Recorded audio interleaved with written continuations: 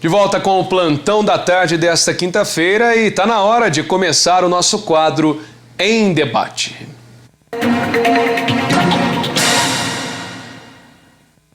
Bom, começa agora o quadro Em Debate, temas de relevância que são colocados em pauta com visões diferentes para que você possa construir a sua opinião. Em pauta, nós vamos abordar que o governador de Minas Gerais, Romeu Zema, assinou a ordem de serviços para as obras na LMG 877, a rodovia do Contorno, com investimentos de 13 milhões e 400 mil reais.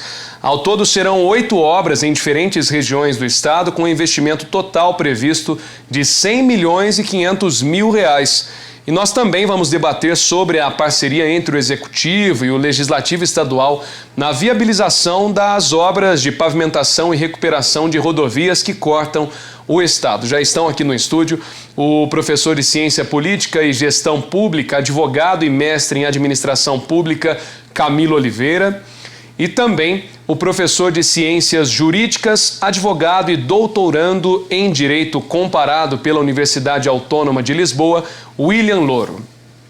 Bom, pessoal, começando então, como sempre, temos a introdução de cada um de nossos debatedores. Nas quintas-feiras, quem começa é o professor William Louro. Boa tarde a todos, boa tarde, Galo, boa tarde, professor Camilo, boa tarde vocês de casa. O assunto de hoje é um assunto bastante importante porque Minas Gerais tem uma das maiores malhas viárias do Brasil, né? Nós temos um território de dimensões, de grandes dimensões, então nós temos uma das maiores malhas viárias, se não a maior, do estado, do país. E exatamente por isso nós temos que ter uma manutenção dessas estradas por conta de uma série de razões. Primeiro, a segurança, né, de todos aqueles que transitam, e também por conta do escoamento da produção agrícola, né, não só da produção agrícola, mas de toda a produção do estado, das indústrias, da agricultura, etc. Quando a gente tem estradas bem pavimentadas, bem conservadas, a produção escoa melhor, as pessoas andam melhor, tem mais segurança para transitar e todos ganham com isso. Quando a gente tem estradas mal conservadas, nós temos um problema no escoamento da produção e principalmente para a segurança de todos aqueles que transitam por ali, gerando acidentes, gerando mortes, perda de vidas e isso é um problema. Então, quando se anuncia investimentos na área de infraestrutura, é importante que, por conta desses aspectos. Porém, esse investimento tem que ser bem feito. Porque não adianta a gente ter o recurso disponibilizado, né, nesse esforço conjunto, executivo e legislativo, só que mal empregado. Se for mal empregado, vai gastar dinheiro à toa, o problema vai continuar e todos aqueles que necessitam dessas rodovias continuarão a ter os problemas que não serão resolvidos. Então, o importante é que o dinheiro seja bem aplicado para que o problema seja resolvido. Então, a introdução do professor William Louro, agora a oportunidade do professor Camilo Oliveira iniciar também a exposição de ideias. Boa tarde, Galo, boa tarde, professor William, boa tarde a todos que nos acompanham. A que ponto chegamos, né? Nós estamos diante de um anúncio de recursos, né, de transferência de recursos para o recapeamento, para a conservação da estrada ali da rodovia do Contorno. Uma rodovia muito importante para a cidade, pois ela tira o fluxo pesado de cortar toda a cidade, ela dá acesso a bairros e também dá acesso ao distrito industrial. Esse recurso chega finalmente, mas na minha opinião chega bem atrasado. Nós não podemos, o Estado não pode, o município tem que brigar para que as estradas estejam sempre muito bem conservadas. Como eu disse, é uma estrada muito importante para a cidade e ela está absolutamente intransitável em seus dois sentidos. Então o recurso é importante, é claro que também há uma utilização política nesse momento, né? Estamos prestes a uma eleição municipal e a gente vê diversos deputados se manifestando como sendo os verdadeiros responsáveis por conseguir esse recurso. Na verdade, é uma construção coletiva que não vem de agora, né? Diversos outros prefeitos, vereadores também brigaram e lutaram para que isso acontecesse.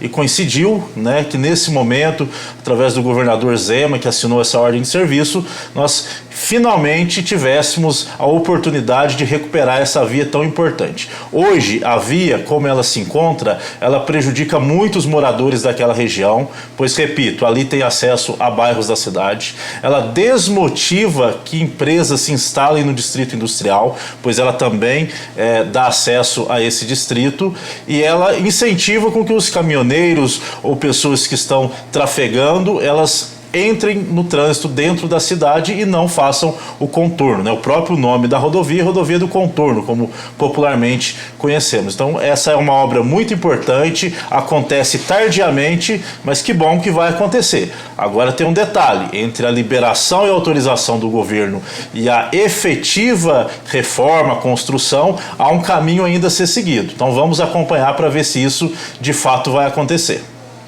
Tá certo, para iniciarmos de vez então o nosso Em Debate, o governador de Minas Gerais, Romeu Zema, ele assinou na manhã desta terça-feira a ordem de serviços para o início das obras da rodovia do contorno, a LMG 877. Para a recuperação da via vão ser investidos R$13.400.000 da Companhia de Desenvolvimento de Minas Gerais, a Codenge. O trecho da rodovia LMG 877 tem cerca de 26 quilômetros de extensão. E a previsão é de que as obras sejam iniciadas dentro de 15 dias. As obras de melhorias do contorno, além de possibilitarem um maior conforto aos motoristas, também aumentarão a vida útil do pavimento. Professor William, iniciando o nosso debate, um grande ponto que muitas pessoas têm questionado é se realmente o investimento para Poços foi de quase 14 milhões, mas em todo o estado são 100 milhões de reais investidos na questão da malha viária, algo bastante importante. Porém, muitos questionam se seria o momento para fazer um investimento desse ou até mesmo pensar em um investimento como esse na área da saúde, por estarmos passando em um momento de pandemia. Bom, vamos lá. É importante que se diga o seguinte, esse investimento que será realizado na pavimentação, né, na conservação dessa rodovia, como todas as outras do estado de Minas Gerais, ele decorre de um imposto que nós pagamos, né? O IPVA é um imposto que todos nós pagamos que reverte para esse tipo de melhoria, não é? Nós temos dentro da administração pública, é importante que se diga que nós temos algumas rúbricas, né? O que é isso? Nós temos algumas verbas que devem ser aplicadas naquele determinado segmento.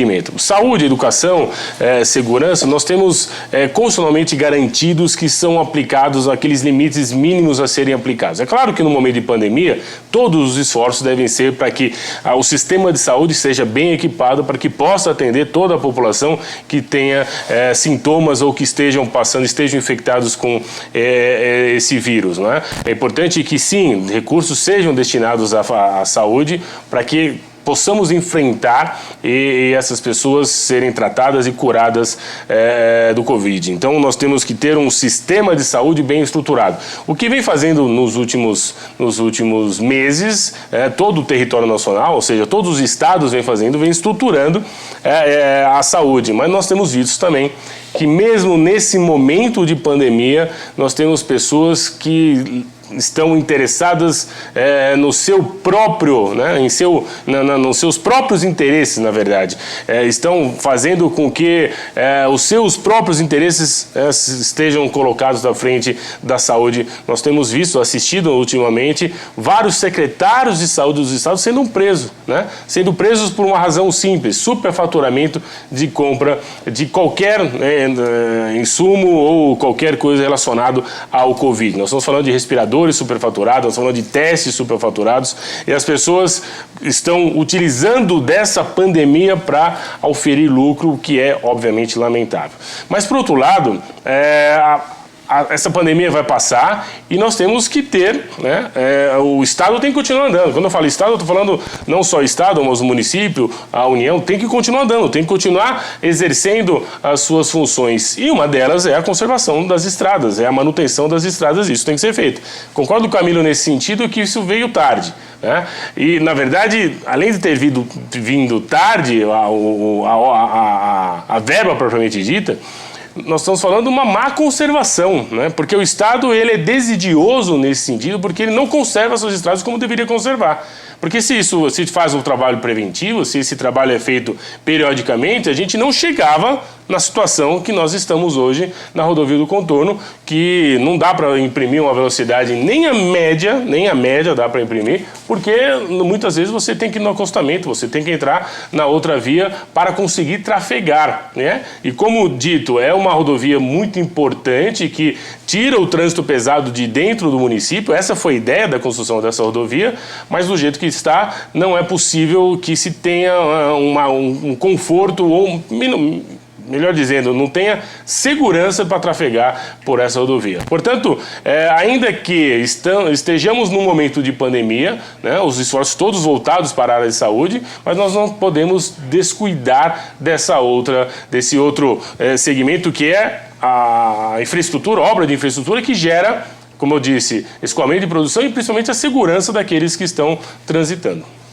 Professor Camilo Oliveira, será que nesse momento aquele ditado, antes tarde do que nunca, se aplica nessa situação das obras, ou o senhor acredita realmente ser danoso também à população? Claro que existem essas verbas carimbadas, onde o professor William Louro já citou, mas será que os esforços do governo deveriam ser mantidos ou efetivados na área da saúde mesmo? Bom, vamos lá. Primeiro que a pandemia escancarou uma realidade. A realidade é que o dinheiro existe. O dinheiro é mal aplicado, a gestão da administração pública, infelizmente, quase em sua totalidade, ela é muito ruim. Nós estamos falando agora de um investimento altíssimo, em plena pandemia, na recuperação de uma estrada, na recuperação de uma rodovia.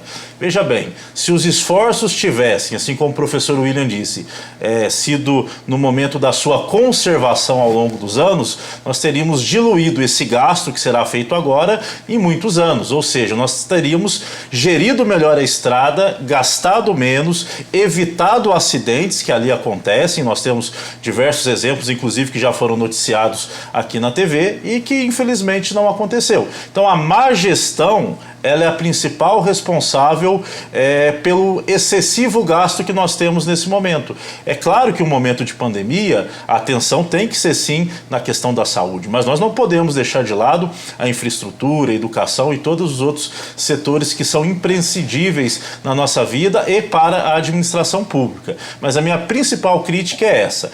Não só nesse caso, mas em diversos outros. A administração se preocupa em reconstruir, refazer, ao invés de conservar isso ao longo dos anos e diluir os investimentos.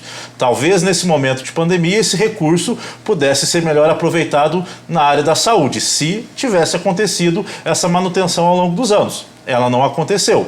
E como você bem disse, Galo, antes tarde do que nunca. Apesar do momento, é um esforço importante, como disse, já é uma luta que vem de diversos momentos para que essa recuperação acontecesse, porque é uma via de acesso importante. E ela traz à tona também uma outra questão que daria diversos programas aqui, a questão do caótico trânsito da cidade.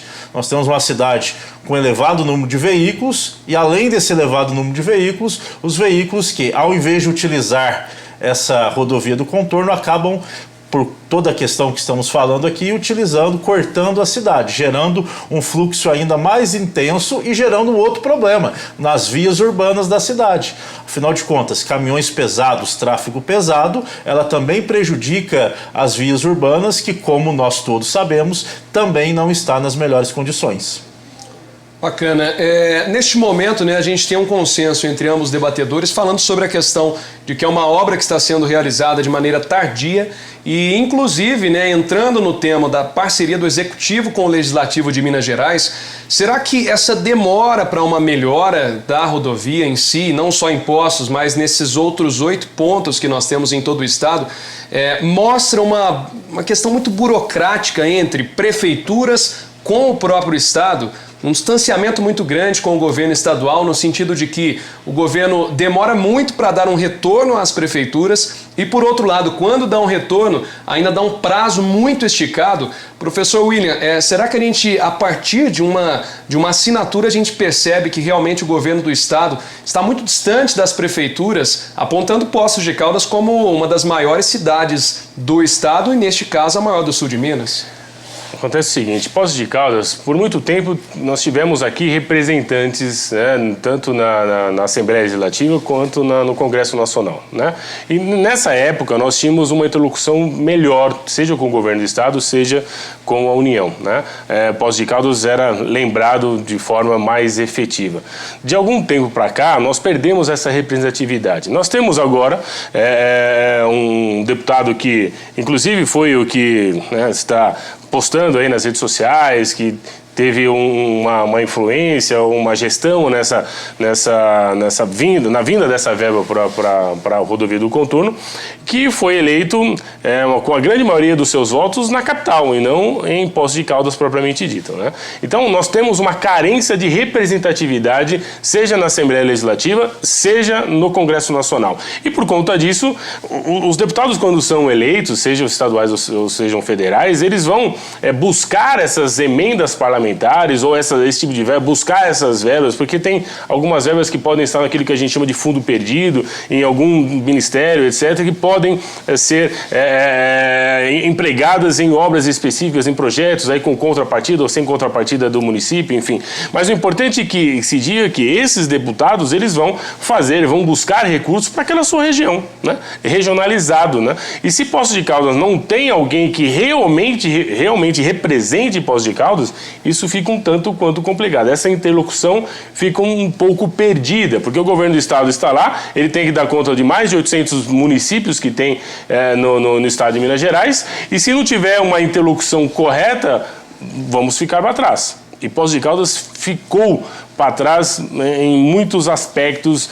Um exemplo claro, a Justiça Federal está aqui, né, instalada no nosso município, mas, salvo engano, desde 2014, né? Eu acho que é isso, 2014, 2015.